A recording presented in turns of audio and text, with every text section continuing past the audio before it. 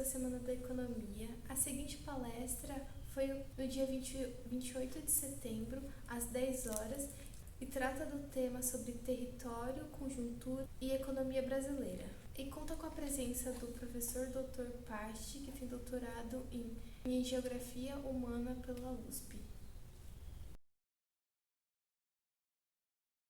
É uma alegria, agradeço o convite, uma alegria sempre conversar com vocês. Quis trazer algumas provocações hoje, provocado um pouco pelo momento que a gente está, por uma certa percepção também de algumas questões que nos parecem estar sendo cada vez mais difíceis, também com essa palavrinha conjuntura, né? Eu queria convidar todo mundo a pensar um pouquinho sobre como que a gente toma decisão para questões que envolvem a sociedade, que envolvem a economia, que envolvem a política, não é? Quais são os parâmetros para a gente tomar decisões? Vejam que eu, sem muita moral, tomei várias decisões hoje, cheguei aqui nesse frio bastante despreparado, mas assim como a gente tem que ler corretamente as informações do tempo, né, para tomar decisões, a gente precisa conseguir ler concretamente as informações sobre a conjuntura para poder entender sobre ela, né? Então, primeiro, eu queria trazer alguns pontos aqui. Não sou economista, longe de trazer uma análise da conjuntura econômica atual brasileira. Eu queria trazer algumas chaves que são impossíveis de serem né? A gente não pode desconsiderar para pensar a conjuntura política brasileira e econômica brasileira.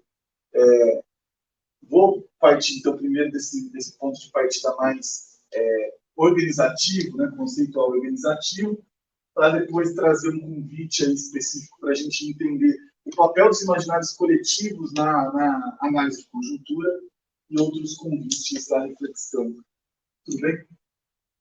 Muito bem, gente. A primeira coisa que eu acho que é fundamental é a gente conseguir reconhecer essa importância, né, da análise de conjuntura. Eu tenho, durante as eleições agora, eu não sei vocês, certamente alguns mais, outros menos, tem dialogado muito sobre política com as pessoas, né?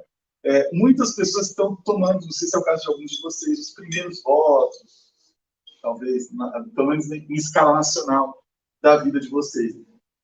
Isso trouxe para mim uma percepção, né, no diálogo com as pessoas, do quanto, mesmo bem intencionadas, as pessoas têm uma dificuldade de fazer essa leitura de conjuntura. Em qual sentido digo isso? Por exemplo, muita gente me dizendo assim, tem algum lugar onde eu possa comparar programas de governo, por exemplo? Claro que tem, né? Tem informações, são fundamentais, né? Tem um lugar onde eu possa, sei lá, pesquisar propostas dos candidatos a deputado? Tem, evidentemente tem. E é fundamental que você leia por aí. Mas entender a política só com uma escolha de pessoas com base em propostas é uma leitura bastante limitada. Do entendimento do quê? Do tabuleiro. Eu vou usar algumas analogias aqui com vocês. De um tabuleiro onde as coisas estão se movimentando. Eu estou muito inspirado pelo futebol, por motivos de paixão, por motivos da Copa, né? Inclusive, quem quiser trocar figurinhas, estou sempre à disposição.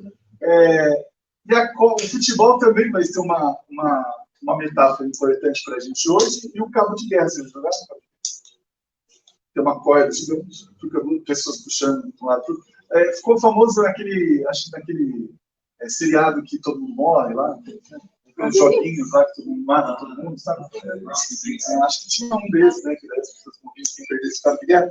É mais ou menos isso, né? Eu vou usar essas três imagens aí. Futebol, você sabe o que é? Tem uma bola. Tem uma bola, muito dinheiro, né? E a Copa do Mundo que se aproxima. E, aliás, para quem odeia o futebol, é uma ótima oportunidade, porque a Copa do Mundo é o único momento em que você, odiando o futebol, vai opinar. Mas, não por acaso, uma das comentaristas de futebol da Globo vai ser a Jojo, né? Jojo Todinho, porque não entende nada de futebol. Ele já reconhece esse fenômeno da Copa, mas eu queria chegar lá com essa provocação. Né? Por que analisar a conjuntura é fundamental para ler e intervir sobre a realidade? E aí, só para trazer um ponto de partida comum. Quando a gente está falando de política, que política que eu estou falando aqui? Apesar da eleição estar no nosso radar, política não é só eleição. Apesar do governo ser parte, quando a gente está falando de governo, quando a gente está falando do poder enfim, do poder executivo, a gente está falando de política, a gente está falando de política uma concepção mais ampla.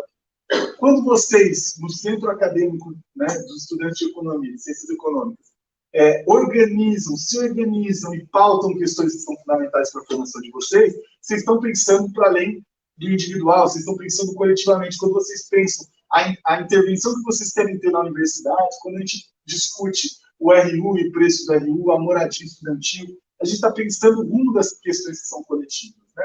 A política vem dessa origem, só queria resgatar isso, apesar de ser bastante conhecido, né? Mas a gente ainda tem no senso comum uma leitura da política como a política governo e eleições, né? A política profissional. Que ela também exige análise de conjuntura, ela participa da produção da política, mas não é toda a política. Se vocês quiserem intervir na realidade da UFABC, dizendo assim, eu quero movimentar a correlação de forças da UFABC para lutar por uma causa que é nossa, como a moradia estudantil em São Bernardo. Não sei, estou dando um exemplo. A gente vai ter que ler a realidade, entender como estão a atuação das forças, as relações de poder, por que você não consegue, só querendo isso, automaticamente fazer aparecer uma moradia. Né? Então, entender a correlação quando a gente está falando de poder, né? A gente está falando dessa capacidade de fazer outros agentes agirem, ou produzir certos efeitos, ou impor certas vontades, ou convencer a certas ações outros agentes. Então, quando a gente fala de política, a gente está falando dessa disputa do que é coletivo. Vem lá do polis, né? Vem lá do que é urbano, mas no sentido do que é coletivo. Política no sentido de... Queria convidar vocês para essa conversa, pensar a política nesse sentido daquilo que tem a ver com a disputa de sentidos do que é coletivo. Né? Os rumos do que é coletivo e que envolve sempre relações de poder. Tudo bem isso? Se envolve relações de poder e a disputa do que é coletivo, tem alguns pressupostos que eu não posso deixar de lembrar, que primeiro, a gente pressupõe que o futuro está em aberto, o jogo não está resolvido e o futuro não está escrito. Se eu achar que está tudo escrito, não faz sentido pensar em política ou participar da política. Só faz sentido se eu entendo que o futuro está em aberto. Não faz sentido neutralidade, porque a gente está participando do cabo de guerra. Eu sei que essa é mais polêmica, né? Mas a ausência de neutralidade é a compreensão de que a gente está no tabuleiro. A gente pode ficar paradinho lá, mas ficar paradinho no tabuleiro é uma forma de participar do jogo. Não é? Por exemplo, a nossa relação com a universidade no nosso cotidiano é uma forma de participar. Não estou nem aí, só quero vir aqui pegar meu diploma. É uma forma de participar. O seu desengajamento com a universidade também está produzindo valor, está significando coisas. E pressupõe, isso também é polêmico, mas é bastante tranquilo, a ausência de uma verdade única no sentido, não do relativismo, mas no sentido de que não há um gabarito só do que é o melhor projeto de universidade, do que é, evidentemente, o melhor projeto do país, do que é o melhor projeto econômico do país. Né? Então, quando vocês estão discutindo economia,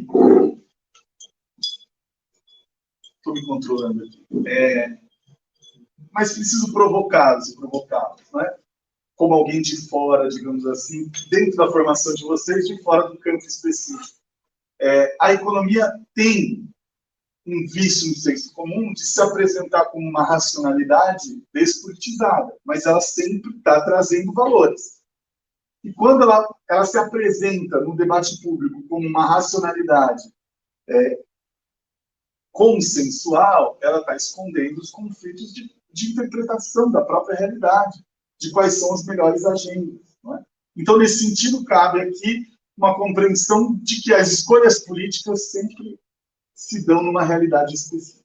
Não é? Então, quando a gente fala das escolhas políticas, estou falando desse encaminhamento de interesses, né, para a tomada de decisões. Essas escolhas políticas que passam para a política econômica, que passam por vários outros temas, voltando para o nosso cotidiano aqui, as escolhas políticas possíveis na universidade, né? E aí eu não estou dizendo que a escolha se dá num cenário do vácuo também. Então, posso escolher qualquer coisa. Por que não fizeram a moradia estudantil por falta de escolher fazer? Não, escolher é sempre deixar algo de fora. Isso é importante saber. Escolher é priorizar, e priorizar é deixar algo de fora. Vocês escolheram estar aqui, agradeço, não é? Ou escolheram acompanhar a gente, né, nessa manhã fria e chuvosa. Isso deixou vocês sem poder fazer outra coisa hoje, não é isso? Escolher priorizar certa política, certos agentes, certa dimensão, é sempre escolher deixar o de fora. Escolher manter o fretado implica, vocês sabem melhor do que eu, um orçamento anual da universidade, né? Uma efetivação de um investimento, porque isso é uma escolha. A gente quer integrar os campos. Então, para integrar os campos, a gente precisa dessa política. Para ter essa política, a gente não está fazendo outra. O tipo, abater mais o valor do bandejão, poderia ser mais barato, né? Daí, não estou dizendo aqui também que necessariamente é essa escolha, essa ou essa. Não é que necessariamente ou o custo do RU ou... porque aí, obviamente, isso vai se envolvendo com questões maiores, o próprio desfinanciamento da universidade, né? Agora, importante pensar isso, escolher é sempre deixar algo de fora, e, portanto, é identificar aquilo que tem mais valor. Então, tem um elemento aí, que quando a gente fala de política de conjuntura é importante, que é entender o que tem valor para a gente. E o que tem valor para a gente, aí na leitura que a gente tem que fazer aqui, para além da nossa escolha individual, da escolha de ler a escolha coletiva como está se dando, é importante a gente entender o que produz valores. Né? Valores são essas motivações e orientações enraizadas, psicologia também mesmo, né? Que explicam algumas ou orientam algumas atitudes. Né? E os valores políticos têm a ver com isso na dimensão da política. Isso um pouco lá na ciência política, como que eles pensam nisso. Como que as pessoas orientam seus valores para a tomada de decisão política? Por exemplo, escolher um candidato aleatoriamente. Aí, assim, parênteses. A escolha de candidatos não é racional, gente. A eleição não é racional. Eu me lembro em 2018 de estar conversando numa ocupação de sem teto, né, que eu estou junto com o movimento de moradia. 90% das pessoas iam votar contra o Bolsonaro, mas tinha uma pessoa, por exemplo, que fala assim: eu quero votar no Bolsonaro porque ele vai liberar a arma e eu mato ele. Às vezes é completamente irracional, entende? Às vezes é completamente irracional. E aqui já tem um problema de análise de conjuntura. Tem gente que pressupõe uma racionalidade que já começa errando, sabe? Tipo, mas se fulano sair da disputa, todo o voto dele migra. Cara, todo o voto de ninguém migra. Porque se o Lula sair da disputa, o Bolsonaro é da voto do Lula, porque o voto não é racional como você acha. Não segue a mesma orientação que você pressupõe. Não é? E compreender um pouco como esses valores vão se sobrepondo, se construindo, é um pouco nossa tarefa também para analisar a conjuntura. Né? Passam por ideologias, evidentemente, é um elemento do voto. Né? Valores políticos diversos, que passam do campo econômico, do campo moral, né? Da cultura, e passam por interesses diretos, né? Do tipo, sensação de que a vida vai melhorar ou vai piorar, não é? De que aquilo lá vai, por exemplo, o interesse de ter arma ou não. Quando a gente fala da análise de conjuntura, eu queria agora voltar para as imagens para vocês. Vocês já, deixa eu ver, vocês são muito jovens, né? Vocês assistiram um jogo inteiro? Um jogo de futebol inteiro, começou ao fim? Vários falaram não. Muito longo, né? Não dá para assistir em 2x. Dá sim, você põe no YouTube depois. Vocês que são... Agora que eu vi que no TikTok tem gente contando um filme em 3 minutos, pensando que assiste um... Mas um jogo, eu ouvia na rádio. Eu tenho 34 anos, sou idoso já, aparentemente. Eu ouço ainda muito jogo na rádio. E aí tem um narrador narrando rapidão, assim, não sei se vocês já repararam. Não dá para entender nada. Minha companheira dá risada, se ela vai falar, vou tirar um cochilo agora. Estou no carro lá, ouvindo o jogo de São Paulo, por exemplo. Ela fala, vou tirar um cochilo agora. Você entende o que está acontecendo? Você visualiza? Eu falei, claro, você até que o uniforme entrou hoje, entrou com o 3º uniforme, então eu já sei a escalação e vou visualizando. Mas é difícil, o cara fala rápido e tal. Você não entende o que está acontecendo ali direito, né? Aí vem o analista, não é isso? O cara fala assim, fulano, comenta aí. Aí o fulano vai analisar como está o jogo, quem está bem, quem está mal. Já repararam isso? Essa análise é a análise que a gente vai chamar do retrato dinâmico da situação das forças sobre a realidade. Né? Uma metáfora para sua cabeça. Né? Analisar a conjuntura é meio que fazer aquela análise do jogo. Tipo, quem está bem, quem está mal? Quem está avançando mais? Por qual caminho?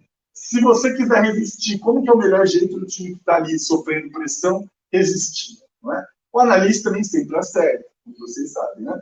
Mas isso é uma possibilidade. Outra forma de entender isso, vocês estão vendo aqui, eu coloquei duas coisinhas ali. Imagina um cabo de guerra, não é?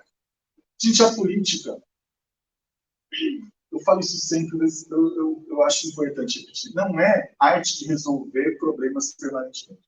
Se alguém acha que seja lá qual for o resultado que você deseja para a eleição no Brasil nesse momento, que a gente vai lá apertar números domingo, né?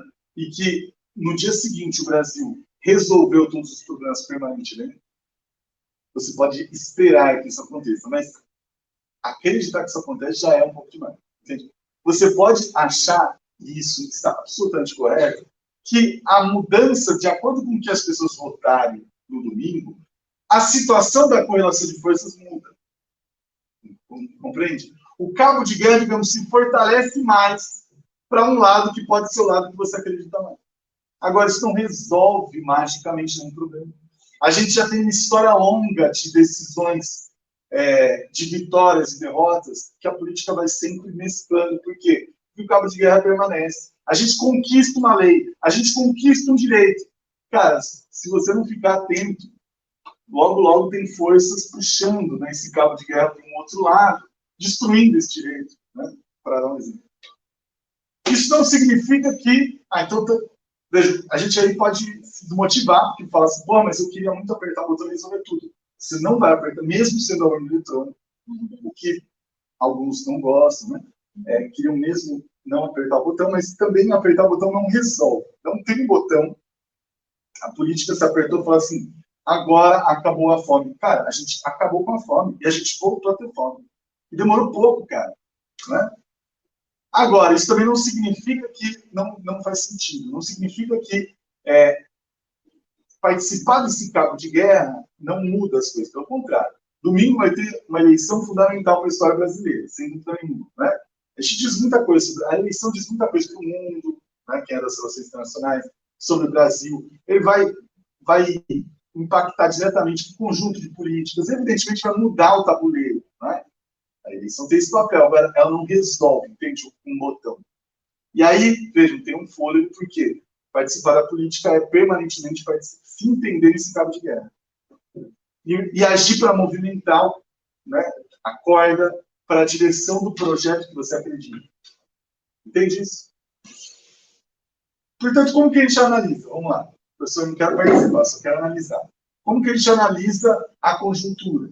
A gente tem que tentar antecipar qual que é a situação das forças que estão atuando. Onde a gente está? A gente está bem ou está mal, por exemplo, naquilo que a gente deseja fazer.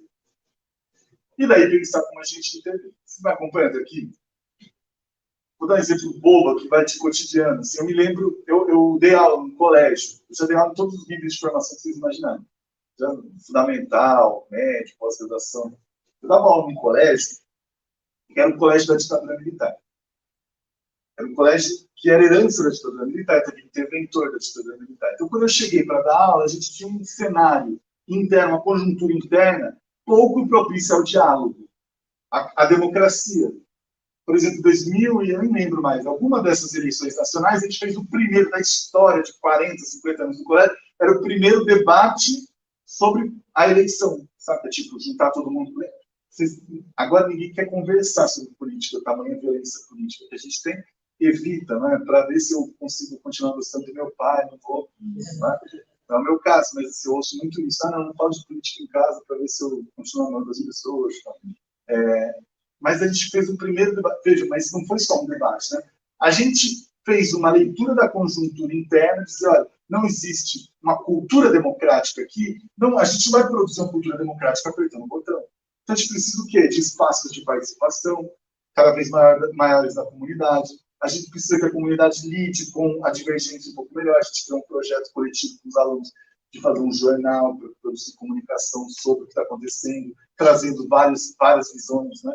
Então assim a gente vai intervindo na realidade. Como o Brasil foi para o buraco, não é, do ponto de vista democrático, na cultura democrática, na cultura de diálogo, a gente, 8 anos depois, se viu como um colégio conhecido na cidade, como um colégio, tipo, super, sabe, revolucionário, os alunos ali eram... Cara, eu achava muito louco, porque esses 10 anos antes era o colégio da ditadura, onde não tinha debate sobre política. Como que a gente intervém? A gente tem que entender onde a gente está. Qual o cenário que a gente está? Veja como isso, a pessoa falando de voto, não é?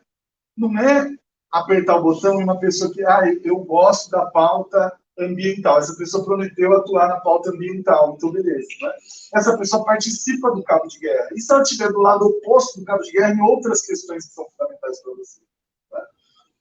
Eu tive uma ex-aluna que me escreveu falando, olha, eu vi essa candidata que defende direitos reprodutivos das mulheres, achei super legal.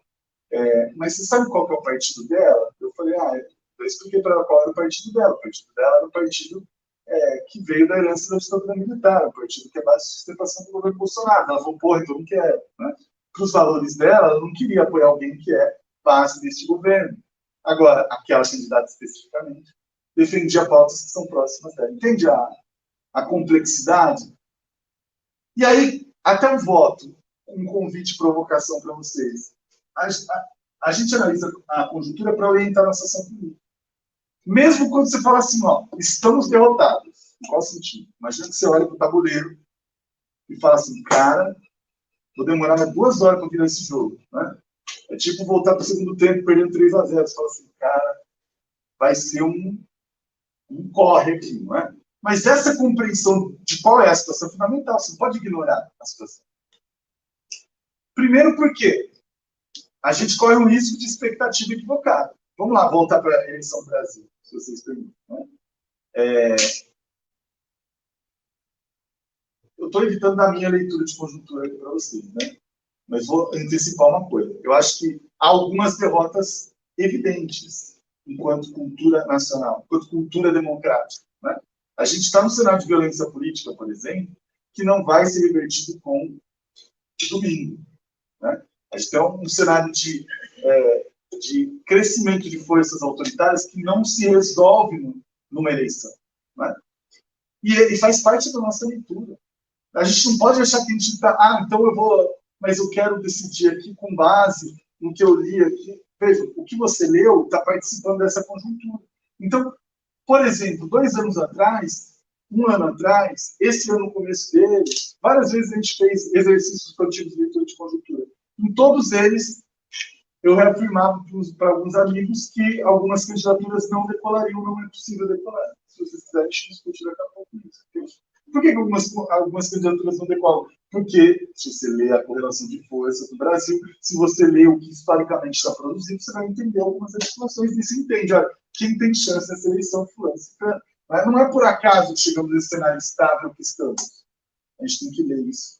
Gostemos ou não. Ler a conjuntura não é um movimento torcida, sabe? Tipo, eu, como São Paulino, vou falar, nossa, que time maravilhoso. Eu sou o contrário, geralmente eu sou aquele torcedor terrível, que corneta, fica xingando. Então, no começo do ano eu falava assim, não sei quem acompanha futebol, um comentário que é rápido, o São Paulo empatou com o Cuiabá, meus amigos estavam putos, então eu falei assim, ótimo ponto para nos tirar da luta contra o rebaixamento. Isso era no começo do campeonato, eles me xingaram, falando corneteiro, desgraçado. Chegou o outro jogo, 18 rodadas depois, a gente estava lutando contra o rebaixamento, contra o Cuiabá, empatando, sei lá, e aí comemorando de novo o empate. Não que eu esteja certo, é só porque eu estava num pessimismo desgraçado que não tinha. A gente não precisa orientar nossa análise por esse pessimismo radical, pelo contrário. Mas a gente precisa ser capaz de responder algumas perguntas.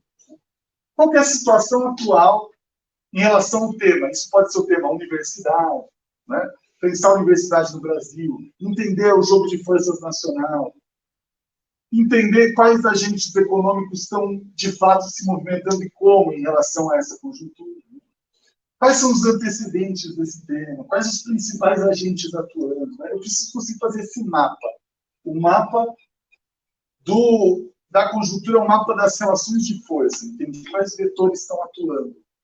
É um cabo de guerra, mas não é um cabo de guerra não é um cabo de guerra com uma corda só. Já tem várias pontas. Porque não é tão simples quanto um cabo de guerra, sabe? Tipo, nós contra eles, o bem contra o mal, não é isso? Tem vários interesses puxando a corda. Tudo bem até aqui? Beleza, gente? E aí, queria convidar vocês, evidentemente, sobre essa leitura do território, queria fazer um convite último, conceitual, que é trazer algumas chaves da leitura do território para ler a economia e para ler a sociedade, a política. Né? Por quê? Porque a gente, às vezes, discute coisas que parecem estar voando, flutuando. Né? Como chegamos até aqui? Essa é a grande pergunta. Quando a gente analisa conjuntura, a gente tem que entender isso. Como chegamos até aqui? Seja você achando até aqui a vitória, até aqui a derrota, entende? Mas assim, como chegamos? Como o Brasil virou isso que virou? Não é? Como o Brasil chegou no que chegamos aqui no outubro de quase 2022? Cara, não foi do nada. Não foi um surto coletivo. E também não existe surto coletivo. Né? Isso tem que se falar. Né? A eleição pode ser manipulada, pode ser mobilizada e tal, mas ela articula o que está no território, o que está colocado no território da sociedade. Né? Por isso, esses são alguns convites. Eu vou pedir um minuto só de concentração teórica aqui nesse sentido. Né? Primeiro, uma leitura que parte do território não como palco inerte, chão. Vocês discutiram isso provavelmente quando se trata de território de sociedade ou farão. Né? Mas como território praticado, vivido. Né? Esse território praticado, vivido, também precisa passar por uma leitura do que a gente chama de eventos. O que é a discussão de eventos? Em vez de vocês fazerem linhas do tempo, lembrarem que os acontecimentos têm espacialidade.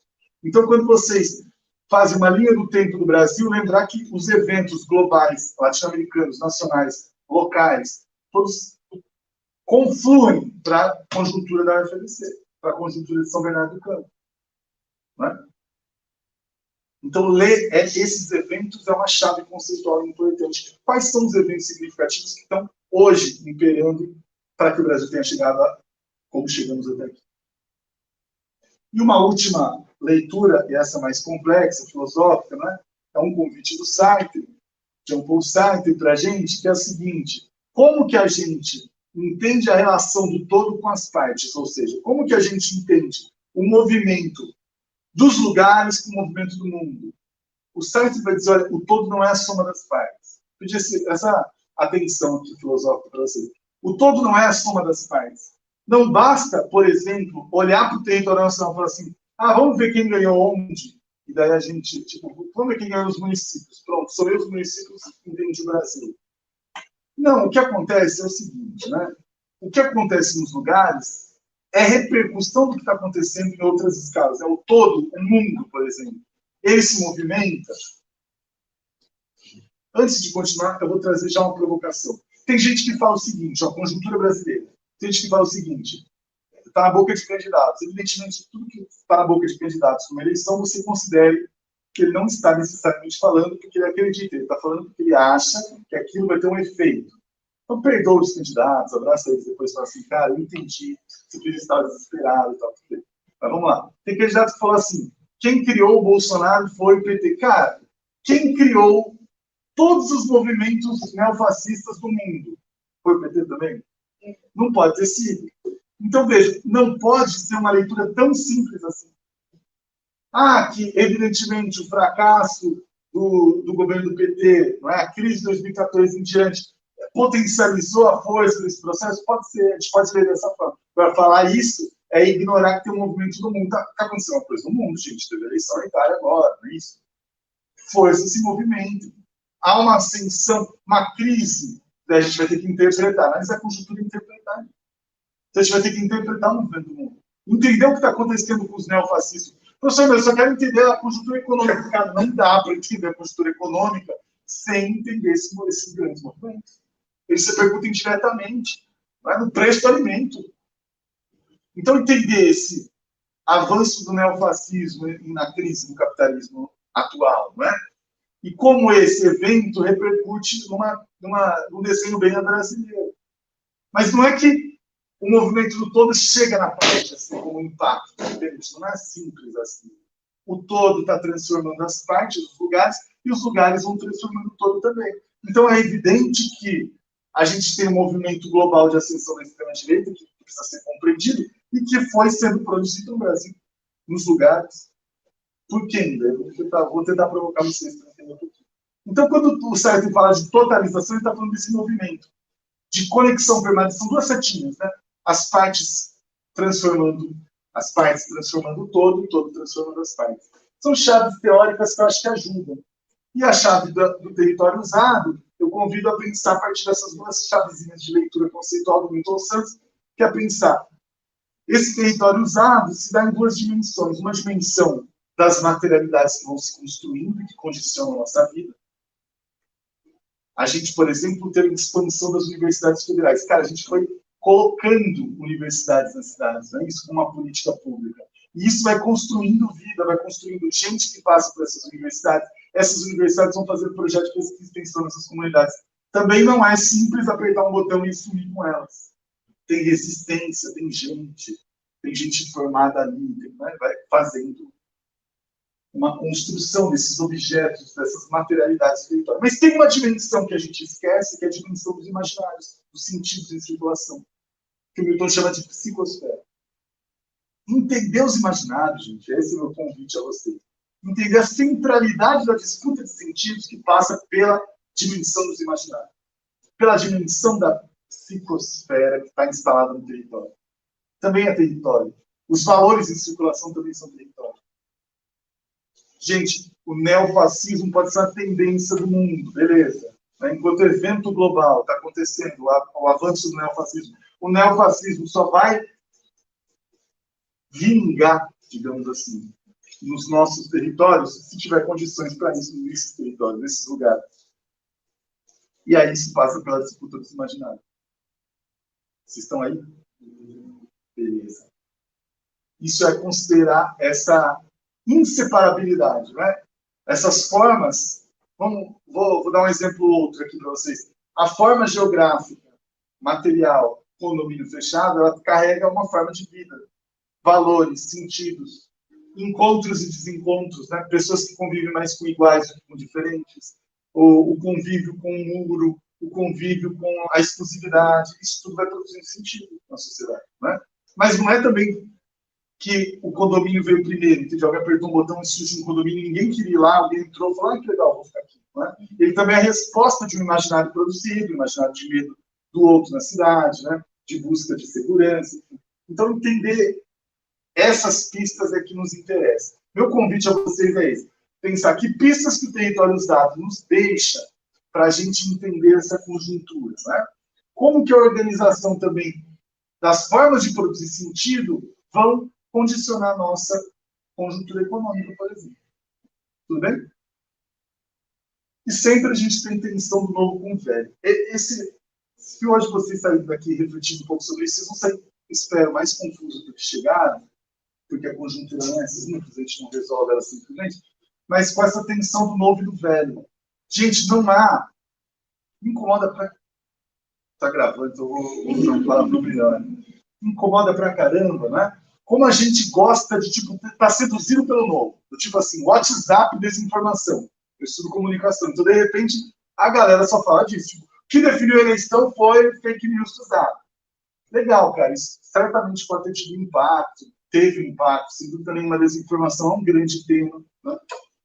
Mas não é que estava tudo bem, sabe? Porque parece, daí, falta análise de conjuntura. Parece que está tudo no estado de normalidade. De repente...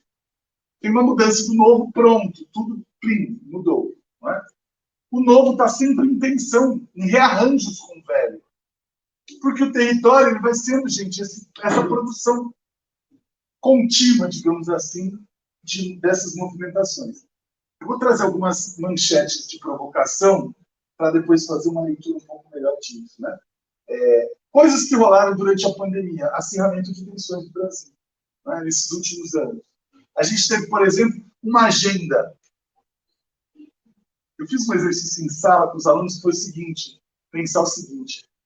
Gente, como que a gente, tendo um presidente que era contra a vacina, conseguiu vacinar tanta gente? Como que a gente, quando olha a vacinação do Brasil, a vacinação do Brasil é maior do que a média latino-americana. Mesmo tendo, no governo federal, alguém que falava do jacaré. Entende? É impossível desconsiderar isso. Como? O SUS, cara, o SUS continua. O SUS é parte da formação do Brasil. O SUS é um evento fruto das disputas sociais, com limites diversos. Quem tem o SUS, gente? Ninguém tem o SUS. O SUS tem materialidade instalada no território, o UBS, todo mundo sabe qual é o UBS, Unidade Básica de Saúde Próxima, não é? A gente tem essa densidade, tem um Programa Nacional de Vacinação histórico, já tem 50 anos, que foi se fortalecendo, agora está se enfraquecendo. Não estou falando que não tem impacto. Tudo que está acontecendo não tem consequência. Tem consequência. A gente, pela primeira vez, está tendo queda de vacinação básica dos bebês sobre questões fundamentais. Há um questionamento coletivo no imaginário contra a vacina. Mas isso encontra com o velho que está ali, que no caso nosso é o velho do SUS. Entende?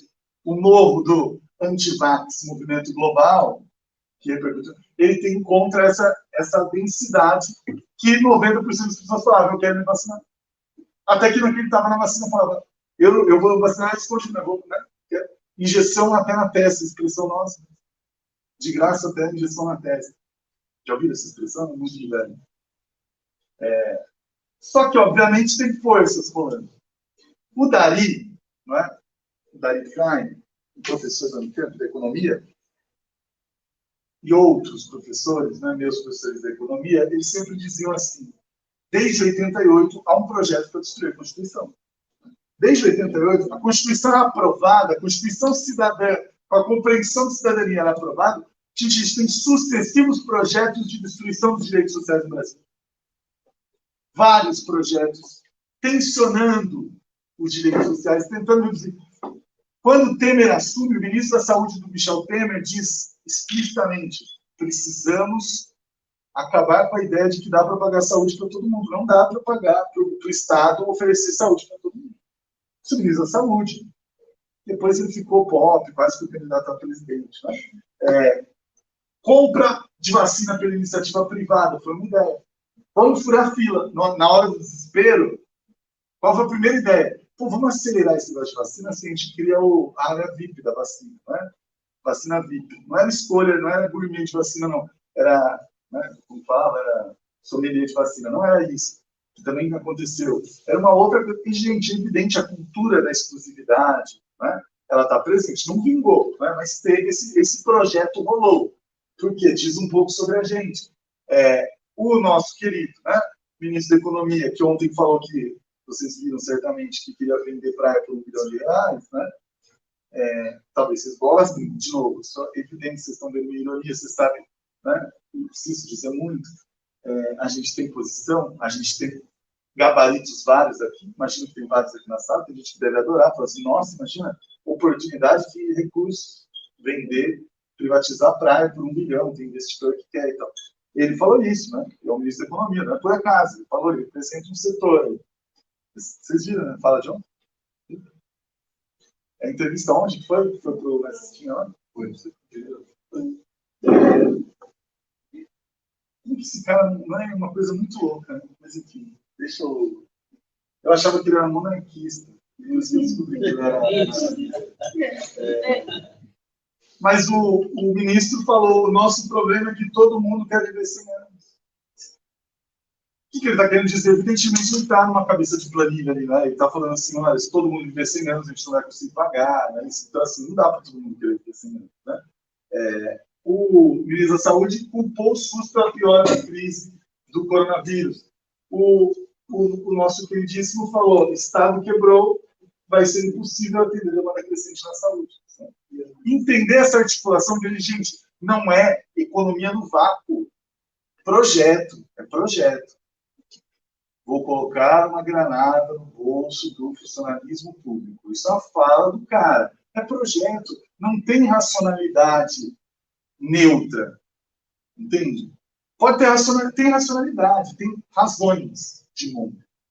Mas é uma razão de mundo que tem um projeto político com valores. Quando o ministro da Economia, na reunião ministerial, gravada, transmitida, está no YouTube, você já assistiu talvez, ele fala, preciso colocar uma granada no bolso do funcionário público, não é isso? Vamos deixar tantos anos sem aumento para ver o que dá, né?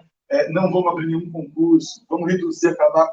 Veja, tem um projeto, uma concepção, tem uma visão de mundo, tem uma visão de universidade, tem uma visão de funcionário público, tem muita coisa, né? Que você já sabe qual é. A mesma coisa em grandes debates nacionais, e que vão repercutir, gente, de formas diferentes no território. Quando a gente fala do auxílio emergencial, a gente está falando também de uma concentração de demanda em alguns lugares, porque historicamente a gente está produzindo pobreza concentrada em alguns lugares. Né? Então aqui entra uma agenda nacional. Eu tive um colega pesquisador, infelizmente falecido muito jovem, cara, 26 anos, um infarto fulminante, não sei como chama. Ele foi um grande, difícil até de falar dele, Fernando, né? Fernando Antônio da Silva. Ele foi bolsista do Bolsa Família, ele era pobre do interior de um município minúsculo, não é, no Alagoas, onde 90% dos habitantes desse município dependiam do Bolsa Família. Depois ele foi cotista na universidade, e ele fez doutorado direto, é um especialista em Milton Santos, um cara incrível, e ele fez o doutorado dele sobre o Bolsa Família. Aí, como o Bolsa Família dinamizava a economia do circuito inferior da economia das cidades, nessas cidades dependentes desse recurso. Então, veja, esse tipo de política é uma política que vai dinamizar alguns. Ele analisou a miúde, assim, tipo, ele chegou a ele fazia muito campo nas cidades para ver assim, que tipo de comércio se instala ao redor de onde as pessoas vão destacar o Bolsa Família. Onde as pessoas usavam dinheiro. Tinha contradições maravilhosas. Uma delas que eu adorava era a Lan House. Vocês lembram de Lan House, o que era? Na época, cara, era um negócio assim, super importante. Lan House para a galera copiar trabalho na internet. Era uma contradição. Tipo, pegava o dinheiro do Bolsa Família para investir em educação. Como que eu vou garantir? Vou dar acesso do cara a fazer a pesquisa na internet. A escola é ruim, o trabalho é medíocre, pede lá pesquisa sobre vulcões. O cara vai lá buscando vulcões, pega um trabalho pronto, imprime, gastou dinheiro da política social com isso. Veja, não estou falando dele, ele não sabe. Está dentro da razão, está dentro das contradições. Mas aí começou a dinamizar Lan House na periferia, começou a dinamizar comércio inferior de investimento, de uma série de coisas alimentado por isso. Então, de novo, isso evidentemente tem repercussões diferentes em cada lugar. Gente, ela é a conjuntura. É entender que há forças por trás. Não é um ministro, a gente pessoaliza a política. O ministro disse, você deve lembrar, nessa mesma reunião, precisa passar boiada enquanto a pensão da gente. Só para você deve ter visto esse vídeo também, não é? O que é passar boiada? O ministro do Meio Ambiente que pousava em frente à madeira cortada, não é? Esse ministro do Meio Ambiente, ele tem uma concepção que, gente, tem lugares do território brasileiro que tem outdoor. Esse cara vai ser eleito, inclusive, né? Esse lugar do território brasileiro que tem outdoor, agradecendo o apoio ao garimpo ilegal, por exemplo, do governo. Né? Claro que não está escrito assim, obrigado por apoiar o garimpo ilegal. A parte ilegal eu não estou adicionando, porque é ilegal, mas assim, obrigado por apoiar o garimpo, não é isso? Parceiro dos garimpeiros. A gente tem, evidentemente, disputas que a gente precisa ver. Quando a gente olha para a Amazônia é um grande campo de disputas. A gente tem que ver quais forças estão atuando. Porque os povos indígenas dão pouco voto, mas tem outros setores que querem se apropriar de alguns territórios que dão mais voto, por exemplo. Então, ler essa relação de forças não é só ler o noticiário, lamentar, agradecer, falar ainda bem que tem garimpeiros que tentam impedir a operação contra o garimpo ilegal no terras indígenas. Você pode gostar, você pode odiar, falar que horror. Entender, são forças atuando. O debate sobre economia e sobre projeto de desenvolvimento vai passar por as forças atuantes. Como sobra provocação para todo mundo, eu não faço questão de concordar nem de gostar muito do que eu falo, então eu vou provocar. Projeto de desenvolvimento não é escrever livro. Projeto de desenvolvimento depende de uma construção de correlação de forças. Escrever livro também é importante. Né? E faz parte de colocar um projeto para o mundo. E, de novo, abraço o candidato e fala assim, eu entendi, você não tem correlação de forças, então você apostou em conquistar mentes e corações com a explicitação do seu projeto. Agora, não é um projeto de desenvolvimento vai passar por uma disputa de forças. Não basta pôr no papel. E daí, de novo, professor, onde eu acho os projetos? Cara, você pode... Eu mesmo escrevo um, se quiser, você escreve um. Mas, agora, a gente escrever um, da gente colocá-lo em prática, passa pelo quê? Entender a relação de forças. Por isso que atuar na política, na verdade, é tentar mudar a relação de forças.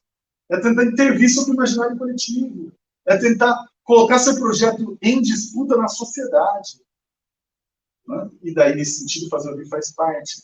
Colocar ideias em circulação, colocar ideias em disputa na sociedade. Isso é fundamental.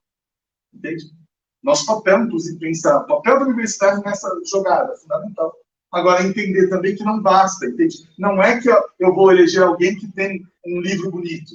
Estou provocando aqui, evidentemente, só para entender o limite da ausência de leitura de conjuntura. Não basta ter um livro bonito. Todo mundo tem, aliás.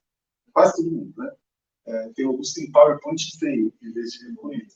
Não sei se vocês chegaram a ver. Em 2018, eu fiz análise de plano de governo para fazer fact-checking um dia, análise de plano de governo. Depois eu fiz a análise do fact-checking feito sobre o programa de governo. Então, assim, cara, é surreal.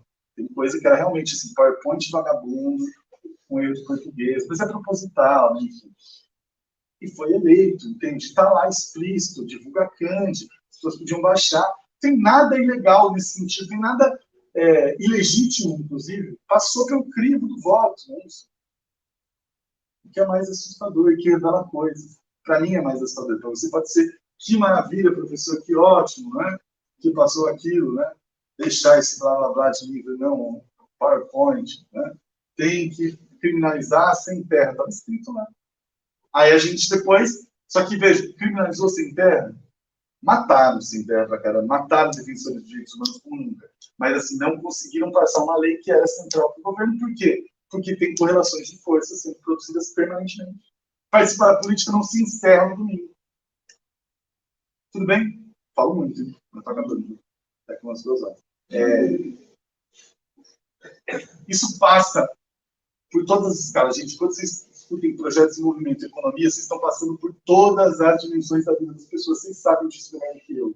Estão passando por política de habitação. A política, quer ver, a maior política que não é de habitação no Brasil recente é a política anticíclica da crise, é uma política voltada exclusivamente para pensar uma movimentação, né, uma concepção neo-keynesiana, né, do neodesenvolvimentismo brasileiro. Era uma ideia, o Minha Casa Minha Vida entrou para fazer o quê? Uma política anticíclica da crise, colocar dinheiro no setor de construção, construir casa, construir apartamento. Não era uma política de habitação, tem outras políticas de habitações mais legais do que sair construindo casa, tá, gente? Já digo para vocês, que é o campo que a gente trabalha aqui. Agora, é uma política anticíclica da crise. Agora, as coisas se encontram, entende? E pensar esse global passa por isso também. Durante a pandemia, a gente teve um aumento de despejo, né? A gente teve agendas como a da privatização dos Correios, a gente tem tudo isso rolando, né? O fim do Bolsa Família. O Bolsa Família acabou. A provocação de alguns pesquisadores aqui da FABC, não sei se vocês conhecem o Leandro Ferreira, fez a pesquisa aqui, não é? Ele provocou isso. Olha, o governo apertou o gatilho para matar o Bolsa Família, mas há cúmplices entre nós. Qual é a provocação dele? Gente, durante muito tempo, o Bolsa Família, que era uma política intersetorial, vocês devem ter ouvido falar já bastante do Bolsa Família, uma política intersetorial, interministerial, né? Que, por exemplo, você recebia um recurso, você, inclusive com contradições, até nas condicionalidades. O aluno do Bolsa Família tinha que ter mais presença do que os outros, né? Não bastava os 75%. Você que está vendo no YouTube, não por uma cara de pânico, porque nós pessoas pensaram que tinha mais presença. Vocês imaginam? Mais. Tinha algumas exigências do tipo vacinação, né? Agora, é evidente que o governo que quer fazer a campanha contra a vacinação não vai existir. Mas esse conjunto de políticas foi construído, só que a desinformação massiva sobre o Bolsa Família foi sempre presente. Né? Bolsa Família dá R$6.000 para as pessoas, ninguém mais quer trabalhar por causa do Bolsa Família, as pessoas querem ter muito filho. E aí tinha pesquisa lá que mostrava a fertilidade de mulheres que ganham Bolsa Família é menor. Mas essa disputa coletiva não foi apropriada por todo mundo, não foi feita com uma política de Estado. Tem gente que fala assim, a gente quer isso com uma política de Estado, a gente quer uma política de renda mínima que a gente acha importante. Não. Isso foi uma política que estava ali sempre sendo desgastada, então era possível de ser destruída. Ao mesmo tempo, se você olhar o mapa do voto, você entende que o Auxílio Brasil não produz imaginário instantaneamente. Não é assim, eu vou fazer uma política nova, vou mudar o nome, e agora todo mundo vai mudar. Não acontece assim. Porque esse imaginário vai sendo produzido, né? E me parece, isso acontece, evidentemente, colocar dinheiro muda voto, evidente que isso acontece. Agora, não muda rapidamente, não muda instantaneamente, está lidando com a disputa dos imaginários coletivos. Né? Gente, quando a gente está discutindo outros, vocês aqui, esperem, estejam pensando em produzir. Gente, a gente tem um clamor. Eu brinco que eu estou velho já com 34, mas de fato, assim, vocês assumam o mundo e o Brasil, não é isso? Vocês vão ter essa tarefa. E essa tarefa passa pela nossa capacidade de pensar outros projetos. Agora, qual que é o problema? Quando a gente vai disputar outros projetos imaginário coletivo, que alguns deles são silenciados. Quando a gente fala de um senso comum, é porque esse senso comum está sendo produzido todos os dias. Né? O imaginário dominante é o imaginário coletivo dominante, por exemplo, sobre o sem terra. Qual é? Na UFABC pode ser diferente, né? Mas na sociedade em geral, o sem terra associado à criminalidade. Foi a pergunta feita, não é isso? Do candidato no Jornal Nacional. Ficaram escandalizados. Ele falou assim: mas ele é o maior produtor de arroz. Na Jovem Pan fizeram um escândalo, né? Falaram, isso é mentira, isso é mentira, isso é mentira. Ele falou: isso é verdade. Ele falou: não pode ser verdade. Está lá o dado, não pode ser verdade, é impossível. Eles não produzem arroz, eles só matam pessoas. Tem um imaginário coletivo sendo produzido sobre o MST. Como? Aí a gente analisa. Tá? Vocês não vão fazer isso com economistas necessariamente, mas eu vou começar a mostrar algumas. A gente analisou, por exemplo, cobertura sobre o MST durante a CPI do MST, né, em 2010. 80 e tantos por cento da cobertura foi negativa. Né? Maluco também assistindo, publicou um artigo recentemente sobre a cobertura que é estudante de economia da Unicamp, né? Sobre a cobertura de uma agenda de habitação lá de Sumaré, né? Sobre a disputa por moradia dos moradores da ocupação Vila Souza. E aí também, nenhuma matéria, eu estudei todas as matérias que mencionavam a ocupação, nenhuma matéria mencionava a falta da ocupação. Mais de 95% das matérias não falavam que a ocupação lutava por direito à moradia. E uma ocupação ocorre por conta da função social da população. Gente, esse silenciamento é gravíssimo. E ele chega para a economia. Eu vou pular aqui um pouquinho só para chegar na economia direto, né? Vou mostrar algumas coisas para vocês. Isso aqui é a cobertura da reforma da Previdência nos principais meios de levantamento da Repórter Brasil. 90% dos textos do Globo eram a favor da reforma da Previdência. 87% dos textos do Estadão. 83% dos textos da Folha. 60% do tempo do Jornal da Record era a favor da reforma. 90% do Jornal Nacional do tempo foi usado a favor da reforma da Previdência. Reforma trabalhista. 100% do tempo do Jornal Record dedicado à cobertura da reforma trabalhista foi dedicado a elogiar a reforma trabalhista. 77% do tempo do Jornal Nacional foi usado para defender a reforma trabalhista. 94% das matérias, das reportagens em texto do Globo, e assim por diante, vocês estão vendo. Né? A Folha ainda deu espaço para mais contraditório nessa pauta. Quem que foi ouvido? Economistas, futuros economistas. Vocês já ouviram certamente a ideia de especialista. A mídia tem esse grande problema, né? Todos os especialistas, cara, nunca todos os especialistas envolvidos em qualquer coisa concordam. Vocês aqui não devem concordar nem no centro acadêmico. Entre os estudantes, certamente não. O corpo docente de vocês certamente tem visões opostas, né? Sobre o projeto de desenvolvimento, sobre quem votar na eleição, sobre tudo, né? Aí todos os especialistas concordam. Cara, isso é uma frase, assim, fadada à preguiça, né? O cara não quis pesquisar e quer dar uma força que não existe ao argumento. Quem foi ouvido? 100% de quem foi ouvido no Jornal Nacional, 100% de quem foi ouvido no Jornal da Record era a favor da reforma, 75% de quem foi ouvido no Globo era a favor da reforma. E aí, quem que defendeu a reforma? Parlamentares da base do governo, membros do executivo, analistas de mercado e empresários, advogados, professores de economia e de direito. Quem criticou a reforma? Colocaram o senador Renan Calheiros, achei curioso. Parlamentares de esquerda, sindicalistas, professores de sociologia, achei curioso. Não de economia. Por que não viram economistas contra? Não tem economista contra? Vamos lá, vocês acham que tem nenhum economista contra a reforma trabalhista? Só eu conheço tantos. Professores de todas as nossas universidades. Também conheço a favor, entende? Qual seria o papel de uma comunicação mais razoável? Eu vou para o básico aqui, não é? Trazer, por exemplo, especialistas de campos diferentes para o final. Quando eu falei que fizemos análise de fact-checking, é porque o UOL, por exemplo, fez. O UOL confere programa de governo, acho maravilhoso. Aí ele vai lá e chama um economista para opinar se aquilo é viável ou não. E daí pode ser, que economista pode ser a Fernanda Cardoso, não pode ser, não vou falar os nomes aqui, não é? Mas vocês poderiam pensar, não é? Pô, se eu ouvisse o professor fulano, ele ia falar que isso aqui é viável. O professor fulano escreve o programa de governo do Boulos, o professor Cicano escreve o programa de governo do Bolsonaro, não é? E aí depende quem que a gente está falando, né? Agora, quem está produzindo sentido na sociedade, você entende? O problemão que a gente tem no debate, por isso que a gente fala da razão neoliberal. O Dardot e o Laval, num livro bonito que chama Nova Razão do Mundo, eles vão dizer, olha, o neoliberalismo é um projeto, não é? Mas o grande lance que a gente tem que entender é que ele se transformou na razão do mundo. Ele passou a ser a racionalidade. A grande vitória ideológica das políticas neoliberais é se desideologizarem. Em qual sentido se desideologizarem? Elas passam como se não houvesse ideologia.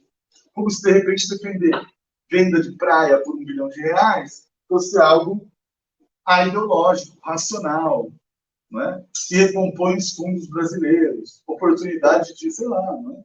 De captação de recursos. Tudo isso é visto como natural, entende? Como dado, a própria razão. E quem é irracional é quem contra essa política.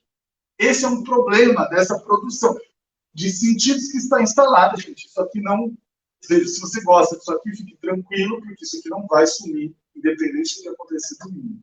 Não vai desaparecer uma razão, uma forma de discutir política econômica. Evidentemente, se você não gosta disso aqui, você também tem que entender que não vai mudar. Domingo não vai... Acabou o neoliberalismo domingo, né? Claro que na segunda-feira você vai estar nessa sensação. Se você é contra esse governo e o governo foi derrotado, e um projeto mais popular foi aprovado nas eleições de domingo, na segunda-feira você vai estar naquele meme do paraíso, né? Cervejinha, churrasco todo dia, beleza. Mas, assim, lembre-se que a conjuntura não muda magicamente. Né? Que mídia é essa que produz esses sentidos? Estou vendo a hora aqui, já vou encerrar. É uma mídia concentradíssima. A gente fez uma pesquisa, se você quiser, tiver interesse, quem controla a mídia.org.br. Vai ser um livro agora que chama Quem Controla a Mídia. Não estou vendendo livro aqui, não é isso, não. Eu só estou divulgando para vocês. A gente fez pesquisa para mapear quem são os donos da mídia e qual é o cenário. A gente tem indicadores para isso. Igual vocês têm indicadores econômicos para ler a conjuntura econômica. Não é? A nossa situação é de alto risco. Tudo que está vermelho aqui é risco alto ou médio para alto. São altos riscos à pluralidade da mídia. Então, a gente tem um cenário de concentração de audiência, sem limites à concentração cruzada. A gente tem um problema de controle político de meios de comunicação. Então, por exemplo, o Novo Negro, não é? Não sei se vocês conhecem esse senhor. Vocês conhecem esses senhores aqui? Já ouviram falar dele? O José Sainz, vocês já ouviram falar dele? O Fernando Collor, foi presidente. Esse aqui é o novo candidato a governo da Bahia, que virou pardo. Não sei se vocês viram essa história. Gente, é maravilhoso. É tipo a história do Alimentando Necessidades. Sabe, vocês estão muito concentrados em aula pela cara de vocês. Eu sou twitteiro, porque eu sou velho, né? Mas agora eu tenho Real, eu estou feliz, estou me sentindo jovem. Eu não entendi que é ainda, então eu continuo me sentindo velho.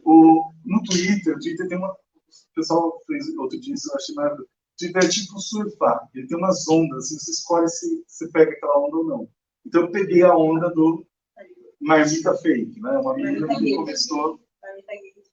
Marmita Gate. Uma menina que estava pedindo dinheiro, ela viralizou várias vezes pedindo dinheiro para Marmita, assim, e aí ela captou muito dinheiro com Pix, e a galera começou a desconfiar que ela não existia, que ela não dava Marmita para ninguém. Começaram a pesquisar, descobriram que era fake, que ela e uma amiga, que eram as coordenadoras do projeto, a menina não existe. E aí começaram a ver que era um fake dela mesma. E aí ela gravou um vídeo para provar que não era fake, é um vídeo dela, um filtro que deixa ela com a pele escura, com um lábio grande e tal. Cara, é um negócio, é uma cena patética, uma fofoca boa, se vocês se interessarem. O ACM Neto, que é neto do Antônio Carlos Magalhães, ele fez um processo parecido, né? Agora a gente tem uma lei que permite que você tire mais recursos do fundo eleitoral se você for pardo ou, né, preto.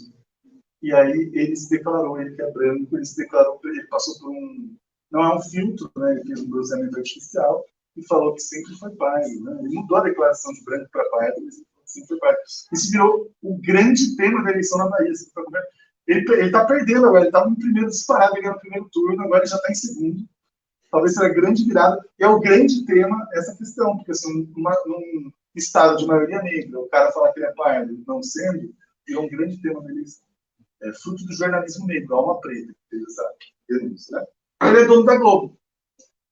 Não é dono da Globo, calma. É que a Globo tem uma rede de afiliadas. E quem que controla a afiliada da Globo lá na Bahia? A família ACM. Quem controla a afiliada da Globo na Alagoas? O Collor. Quem controla a afiliada da Globo no Maranhão?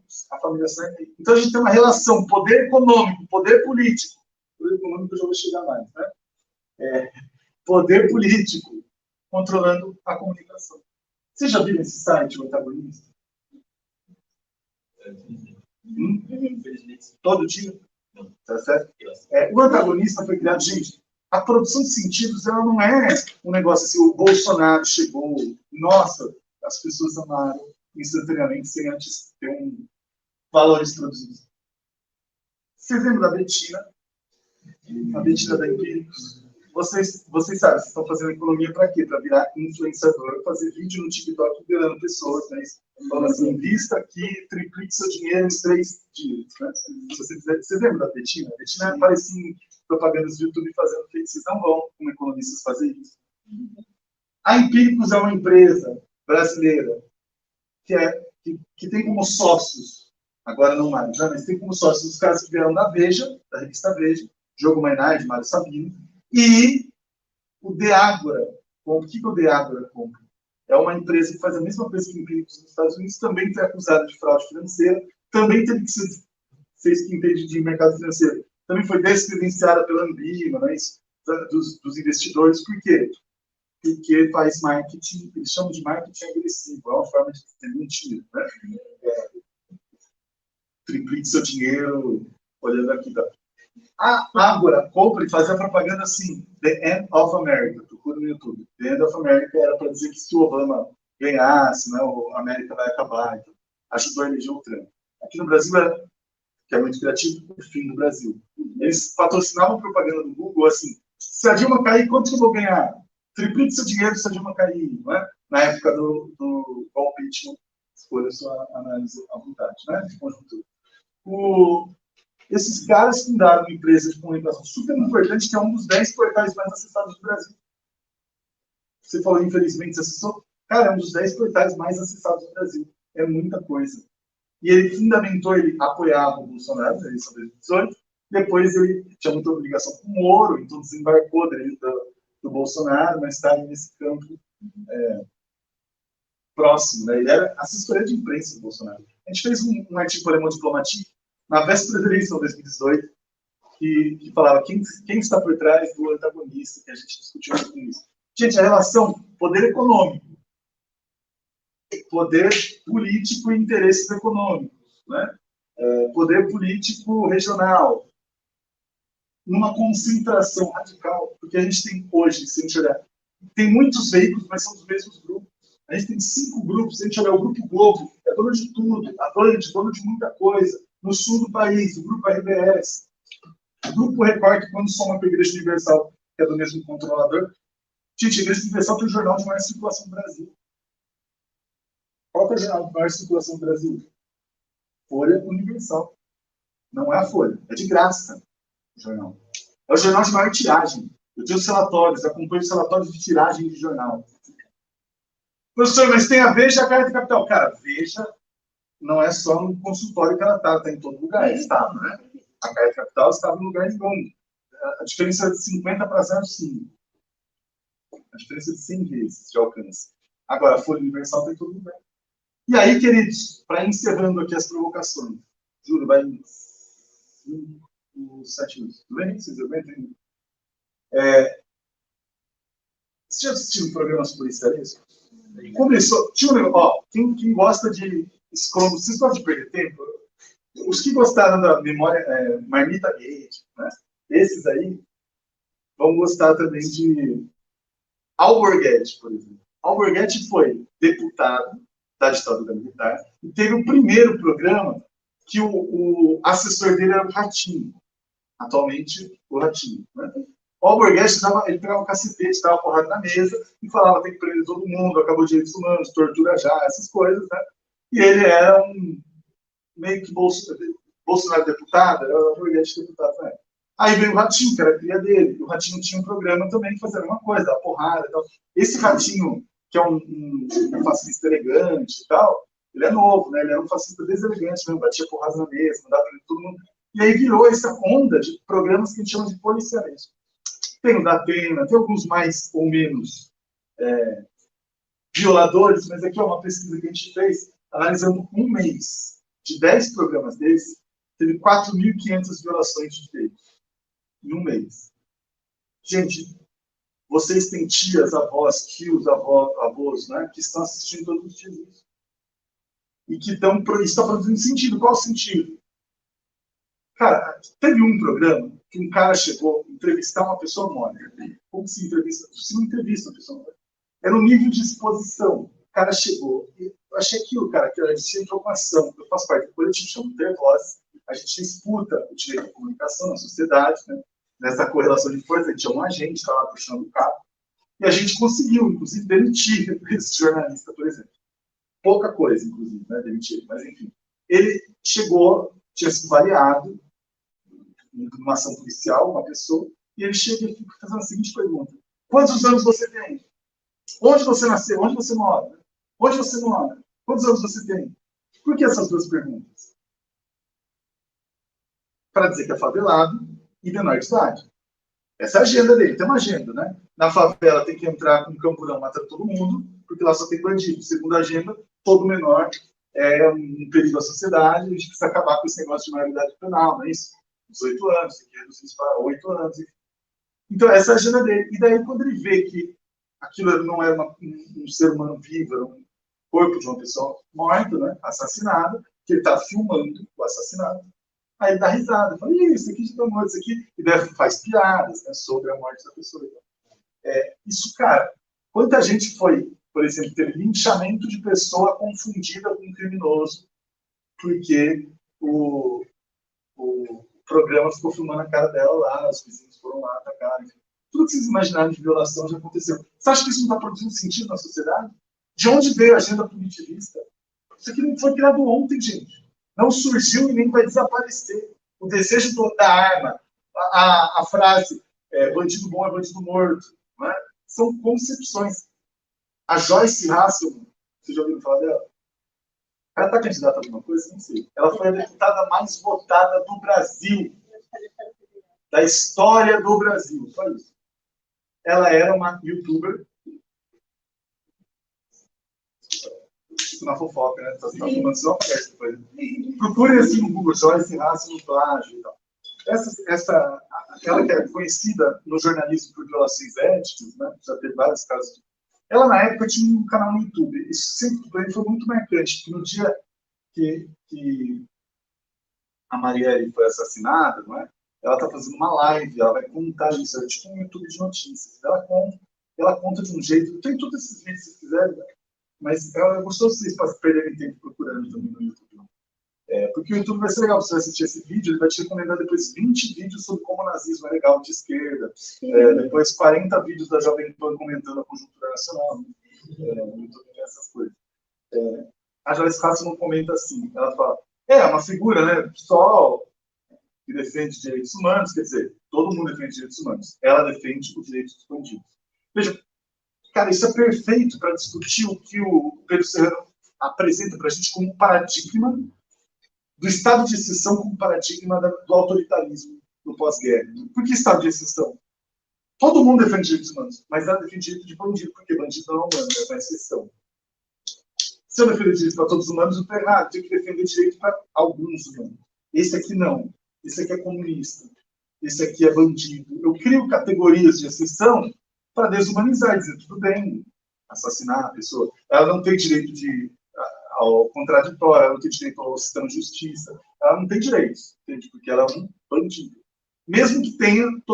Você vai acompanhar isso milhares de vezes. Depende de onde a pessoa nasce, ela é tratada como traficante ou ela é tratada como jovem, vende drogas. Cara, o ministro da Justiça do governo Temer chegou a falar assim: a gente precisa ver esse negócio, a cadeia está muito lotada, né? Mas a gente tem que ver que o problema é que, assim, tem bandidos e bandidos. São ministros da Justiça, ao critério dele. Bandidos e bandidos. Tem aquele bandido que você olha na rua e tem medo, esse é bandido. E tem outro que é o jovem, não é? O jovem. Isso aí é o usuário. Achei maravilhoso a forma como isso é uma entrevista dele, né?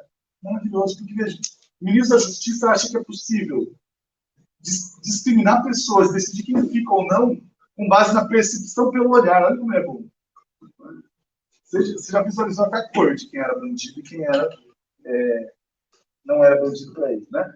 Gente, isso tudo se dá com estrutura de agentes na sociedade. A produção de valores, a produção de sentido econômico do pensamento único, a produção do conservadorismo moral e religioso, tudo isso se dá com estrutura. Hoje, dos 50 veículos de maior alcance do Brasil, 9 são controlados por igrejas, e todas essas são de igrejas cristãs, não da diversidade de igrejas, e todas essas de concepções específicas do que é o cristianismo. A diversidade da igreja evangélica não está presente. Porque a igreja evangélica tem hoje candidatos a deputados pelo PSOL e candidatos a deputados pelo Partido Bolsonaro. Vamos tratar as coisas com a complexidade que elas são, não com preconceito. Muito do mundo universitário desconhece esse chão vivido pelas pessoas, né? As igrejas já são um elemento fundamental, a gente tem que melhorar a vida de muita gente. Estão presentes no território, produzindo sentido. Agora, muitas delas também, e aí é muito interessante, né? Algumas dessas, na verdade a gente fez análise, né? Todas essas que são as controladoras são grupos conservadores dentro da concepção religiosa. Então, a pergunta que caberia a gente pensar: que valores cristãos, que valores cristãos são colocados em circulação? Que concepção de valores cristãos? Entende? Não sei se é um tema escorregadio para vocês, mas só para entender. Quando a gente está falando de religiosidade, a gente também está falando de produção cultural, de interpretações. Tem gente, agora, por exemplo, tem pastores defendendo que não pode defender nenhum dos candidatos. Tem pastores defendendo exaustivamente um ou outro candidato. Né? Claro que, se você olhar a estatística, tem mais pastores defendendo um certo candidato. Agora, isso se dá com também está em disputa, né? Compreensão de como que a gente aplica esses valores, como que a gente compreende esses valores. A ascensão da extrema-direita, quando... Esse foi só um caso que eu roubei da aula de Território e Sociedade, porque eu não aguentei, né? É o seu veterano aqui, que foi um bom presidente crítico, né? Ele estava numa marcha de 7 pessoas para o impeachment da Dilma. Eu achei esse caso legal de trazer. Que ele vai ser eleito de novo, não é isso? Parece que o problema é o pensamento crítico. É isso. Eu achava que era a BM, falando para mim que é pensamento crítico. Eu achei uma boa zoeira, pensando em falar que ele compõe o pensamento crítico. Não sei se é verdade, não tenho evidências. Como cientista, não posso afirmar. Mas aquele senhor, por exemplo, a visibilidade que ele teve, cara, numa marcha de 7 pessoas. Vocês, em uma marcha de 7 pessoas, não terão. Tem escolhas do que eu visibilizo. Tem uma conta a ser paga. Não vai ser paga, mas tem uma conta a ser cobrada de quem produziu. Como chegamos até aqui? Chegamos até aqui com muita capa de revista. Chegamos até aqui com muita produção de sentido, com muita produção coletiva de imaginário. E aí, eu queria encerrar com algumas provocações. Para discutir projeto econômico do Brasil, para discutir economia brasileira, a gente vai ter que ler a conjuntura. E ler a conjuntura é ler o que permanece e o que se transforma também nesses sentidos de circulação, nas materialidades de sentido. Gente, a gente tem um país que a gente vai encontrar que está instalado. Não vai...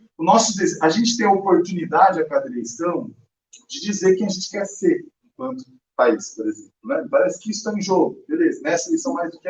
A gente tem a oportunidade de uma eleição de escolher um projeto de governo, que é basicamente o que a gente escolhe, porque só debate isso, não sei se já perceberam, a gente só debate a eleição de presidência, é um problema do nosso presidencialismo, muito centrado. Então tem uma expectativa quase messiânica, né, de que um presidente vai mudar toda essa conjuntura de forças. Não vai.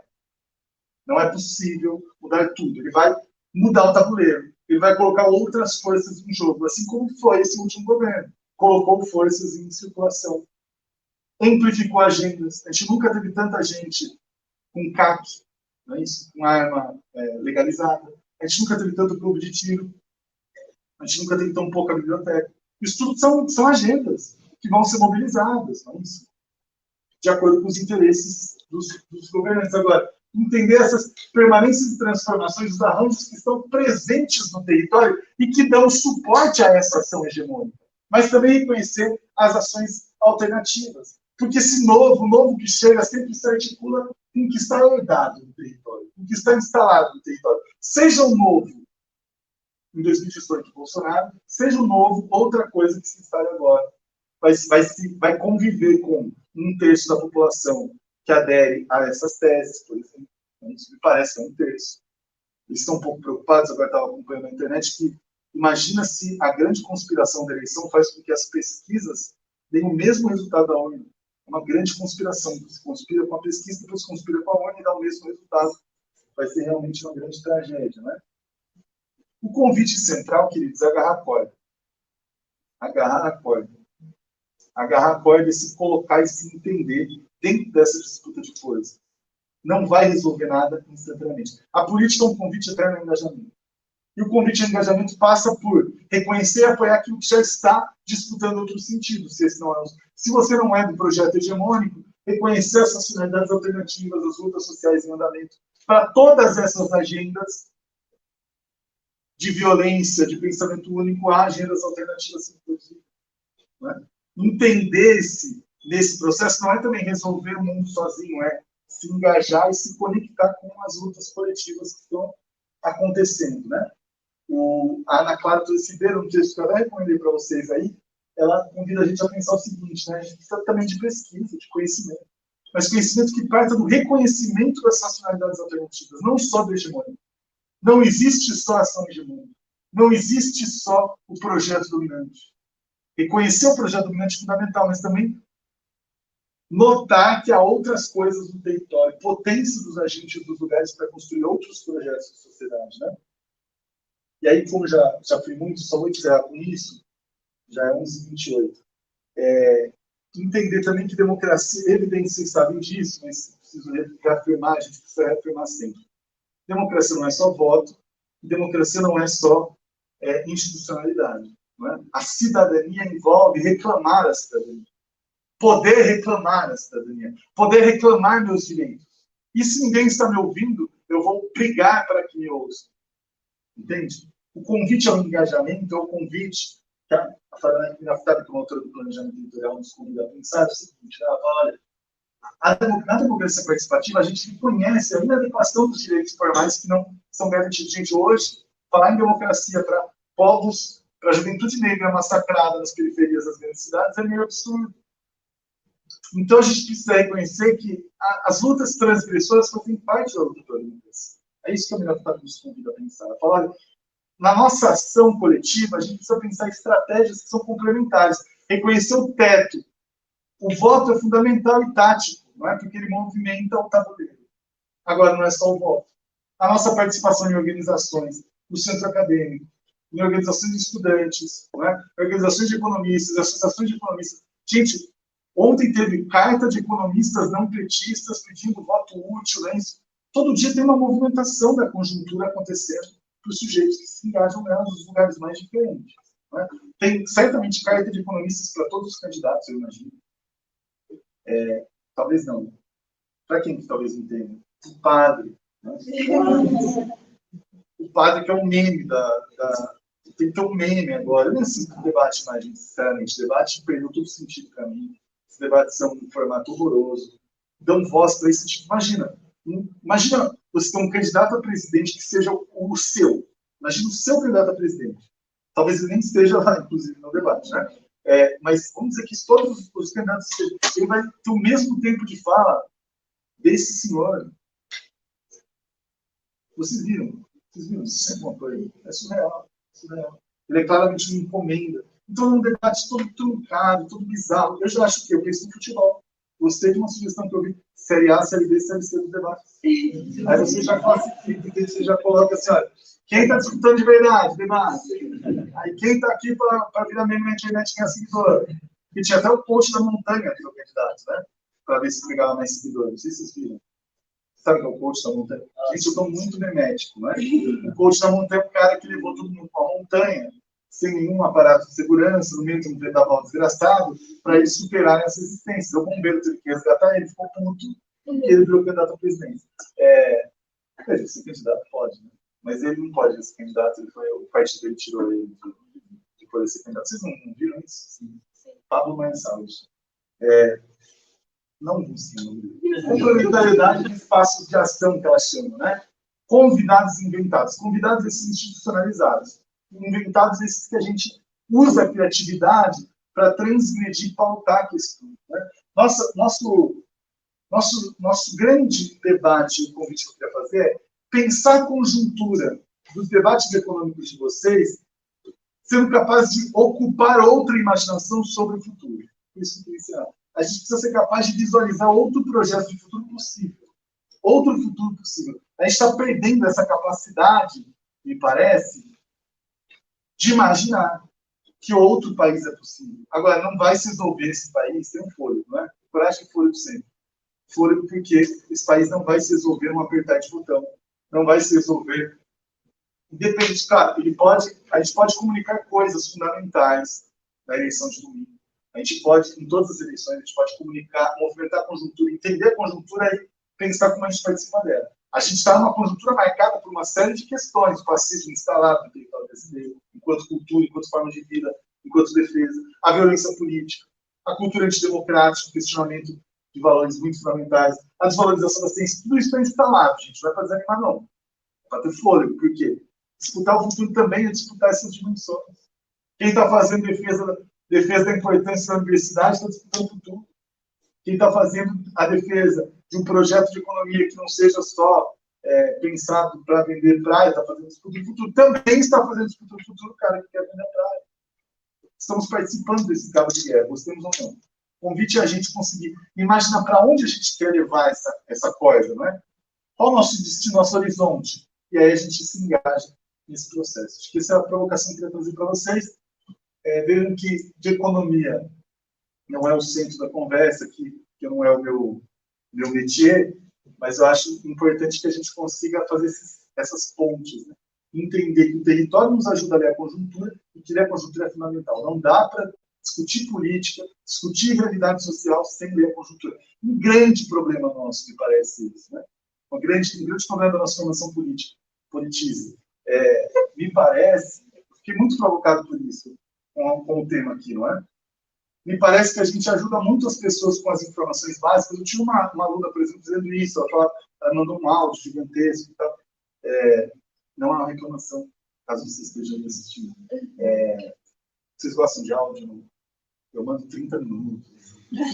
Eu tenho conversas com as pessoas só por áudio, é um horror. Isso é um convite a não ter meu WhatsApp. Mas ela me mandou uns áudios enormes discutindo isso, falando dessa angústia, porque ela falava, eu estou pesquisando, candidato, mas eu não entendo o que eu vou produzir com isso, né? O que eu estou produzindo? Veja, claro que tem camadas dessa escolha de vocês, imagino que nessa altura vocês já estão todos meio escolhidos, os candidatos e candidatas de vocês. Mas é isso, a gente tem que pensar assim, o que eu quero transformar nesse tabuleiro? O que eu quero movimentar? Claro que tem várias camadas disso. Eu quero colocar mais mulheres, mais pessoas negras. Eu quero fortalecer o campo liberal. Eu quero que tenha mais gente igual o cara do Partido Novo. Eu quero, né? Você escolhe para onde você quer que o tabuleiro se movimente. Né? Quero que o Estado seja gerenciado como uma empresa. Essa escolha está dada aí para vocês. Pela cara de vocês, eu já tenho uma noção. Mas era isso, gente, que eu queria trazer de provocação. Muito mais do que eu falo uma hora e meia seguida, assim, sentada, mas tudo bem. Eu estava precisando me aquecer, né? Tomei já uma má decisão hoje. Mas é isso, eu deixo para vocês perguntas, provocações, de volta. Pensam aí, não sei se está transmitindo isso. Maluco aqui está acontecendo. Não, professor, assim, eu não saberia te apresentar essa pergunta em todas as camadas que você trouxe aqui, perguntas históricas, etc. Mas eu sinto que, para mim, muito do sentido de todos esses movimentos que nós estávamos falando, eu gosto de acreditar que eu estou entendendo esse sentido na medida que eu vejo ele no meu cotidiano. Na medida em que não é necessariamente pesquisa, acompanhando as pesquisas do IPEC, acompanhando os próprios debates. É claro que isso é importante, porque estamos numa caverna, mas eu sinto que é muito mais... eu consigo assimilar melhor quando é mais uma coisa corriqueira, assim, que eu acabo... E aí, essa coisa corriqueira puxa toda uma ideia. Eu estou falando tudo isso porque, assim, desde que eu comecei a entender um pouquinho mais de política, foi ali nas jornadas de junho de 2013, porque teve toda uma mobilização política que se mostrava enquanto uma coisa unitária, mas que, ao meu ver, degringolou para o que nós estamos vivendo hoje em dia também. E uma das sensações que eu sempre tive é de que, no final das contas, quando a gente entra... Agora sou eu falando assim mesmo, né? E quando a gente entra num debate, um dos problemas que eu vejo como central é porque, via de regra, e aí eu me coloco dentro, mas as pessoas, a gente tem essa tendência de enxergar a história a partir do dia que a gente nasceu, e não enxergar o movimento histórico e todo o tabuleiro que vem junto. Essa minha percepção é porque, no final das contas, eu sinto que as próprias intervenções que eu tento fazer, elas têm uma certa individualização, que, por exemplo, se por um lado existe essa fulanização do ato político, eu acho que também uma das coisas que mais me chama recentemente a atenção sobre esse problema de se individualizar o debate, enfim, é muito sistemático, é de que, por exemplo, há umas 2, 3 semanas atrás, eu fui comer um pastel na feira, e, enfim, um pastel de queijo tá R$10, e o vendedor, ele não gagueja me falando esse preço. E, assim, não gostou, não vai comer pastel, entende? E a grande dificuldade que eu tenho é de justamente, de, tipo, eu não sei muito bem, de verdade, assim, tudo bem, eu tenho as pesquisas da IPEC, eu acompanho os debates, eu participo do centro acadêmico, e transferir isso para, por exemplo, essa questão, assim, de, poxa, amigo, como é possível que, assim, você vira para mim, me olha no olho, você usa ali massa e queijo. Não, então, é aí que tá, tipo, existe um aspecto da individualização, que, enfim... Mas isso é fundamental, você traz uma coisa que é assim, a gente sente isso ou não sente no cotidiano. Eu estou lembrando aqui de uma nota de conjuntura econômica que eu acompanho da Juliane Furno, né, minha colega que é economista, que ela estava discutindo um pouco da relação dos preços do alimento com movimentos da economia internacional, mas também com políticas nacionais. A gente tem um momento onde, por exemplo, é possível ter políticas econômicas que revertam essa alta do preço do alimento. A gente tem políticas econômicas porque não é o agronegócio que está puxando o preço dos alimentos, né, e o preço das commodities. Não é essa lógica que molda o alimento sendo cotidiano. Então, você fala, a massa do pastel e queijo. Tem outros produtores de queijo no Brasil que não vendem para fora, que poderiam alimentar. Tem um pequeno agricultor, tem uma outra camada da economia que poderia ser olhada para pensar o preço do alimento, que vai ter uma repercussão direta no cotidiano das pessoas. Isso, evidentemente, eu diria, é uma escolha de projeto, é evidente que a gente fez e pode fazer de novo. E aí, quanto engajamento nosso aqui, só para... Vou mencionar a Juliane como um exemplo, só porque assim, ela é uma economista da Consulta Popular, que é uma organização específica, né, do movimento que nasceu do MST, do Movimento Sem Terra, e que se entende como participantes desse processo de disputa que agora chama o Movimento Brasil Popular. Né? Consulta Popular é o Movimento Brasil Popular. Então, tem um movimento ali que está pensando, disputando como que eles lá, a maioria economistas, sociólogos e tal, vão pensar um projeto alternativo, eles vão se engajar nesse projeto alternativo que repercute diretamente no cotidiano. Então, a gente tem esse convite de engajamento que não é um engajamento diverso, né, como economistas profissionais, como cidadãos, né, nesse caso, misturando as duas coisas. Tem o que fazer, né? Eu acho fundamental isso que você traz, tem que estar no cotidiano. Para mim, tem que estar no cotidiano. O cotidiano revela essas tensões. Revela no silenciamento, revela no preço da comida, revela, tanto que eu acho que explica muito do que está em jogo no domingo, assim, do que está, de fato, se movimentando no domingo, é porque alguns dos elementos do cotidiano são muito marcantes para as pessoas. Do que foi esse último governo. Por isso que a rejeição dele está a mais alta nesse momento.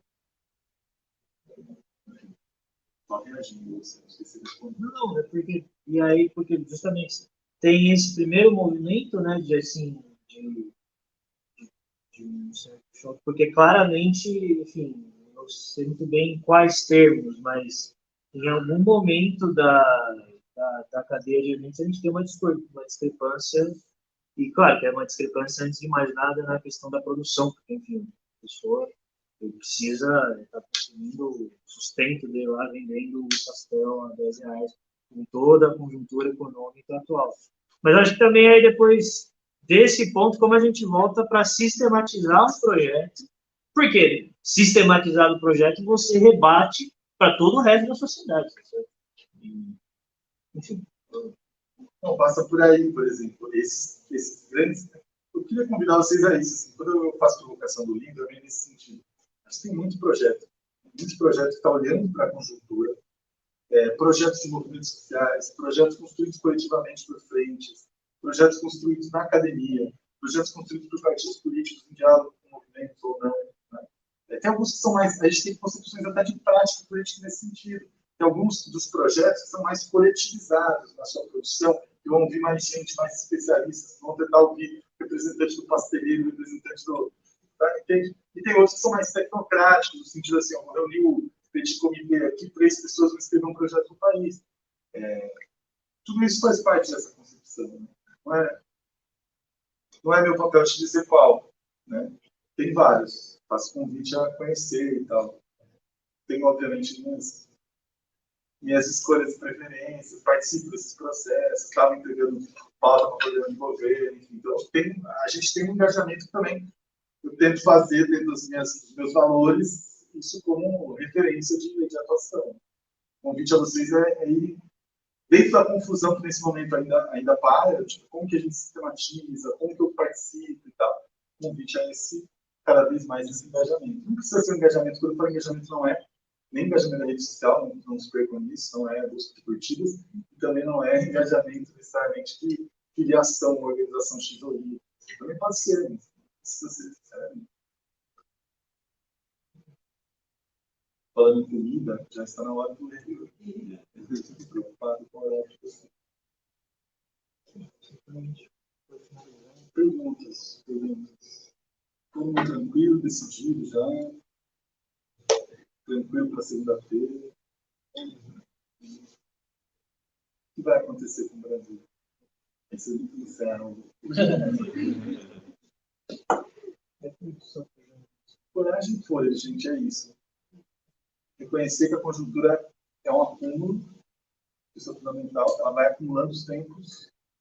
A gente não resolve as coisas com um botão, a gente só resolve se engajando nas soluções, a pensar soluções. Não é uma cultura só técnica, não é só ter uma ideia genial de solução, porque você também vai ter que lidar com a correlação de forças. Isso passa para a conjuntura interna também, tá?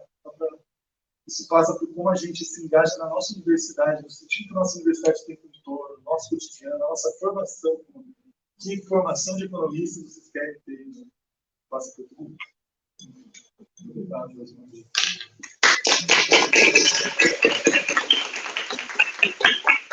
Salve, nunca